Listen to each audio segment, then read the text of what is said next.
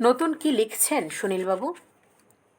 আপাতত কিছু না, কেউ বিশ্বাস করে না। যদি বলি একটা কবিতা লেখার চেষ্টা করছি, সবাই অন্যমনস্ক হয়ে যায়। হঠাৎ বলতে শুরু করে, আজ রাস্তায় ট্রাফিকের বড় গোলমাল। নতুন লেখা মানে লম্বা লম্বা উপন্যাস। সেরকম কয়েকখানা লিখে অন্যায় করে ফেলেছি। এখন রাত 1:45।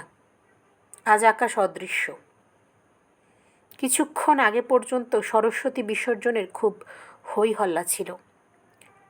এবারে একটিও সরস্বতী মূর্তির সামনে দাঁড়ায়নি। এখন দূরে দূরে কিছু আলো, শান্তভাবে ঘুমন্ত। দিনের বেলা পিকনিকে যথেষ্ট পানাহার ছিল। রাত্রিরে আবার কেন হুইস্কি খাচ্ছ? স্বাতী খুব নরম, মৃদু অনুযোগ করেই চলে গেল বিষয়ান্তরে। তারপর শুতে চলে গেল।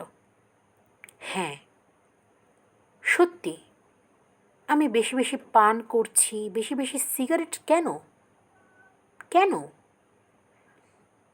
কোনো ব্যর্থতা বোধ থাকার কথা নয়। বেশ তো চমৎকার জীবন। তবু এই রাত্রিরে চুপ করে বসে থাকি। বিছানা ডাকে, যাই না। চিন্তাকেও স্তব্ধ করে রাখি, স্তব্ধতাকে আদর করি না। কোনো অনুতাপ নেই, আঙুলে কোনো পাপ নেই। কলম সরিয়ে রেখে চেয়ে থাকি সাদা পৃষ্ঠার দিকে। যা যা লিখতে পারিনি তাদের স্পষ্ট দেখতে পাই। এত এত লেখা, তারপরেও সংখ্যাহীন না লেখা। তারা হাসে, হাত ধরে নাচে, চোখ টিপে সরে যায়। যেন একটা মঞ্চ, এই খালি, এই ভর্তি।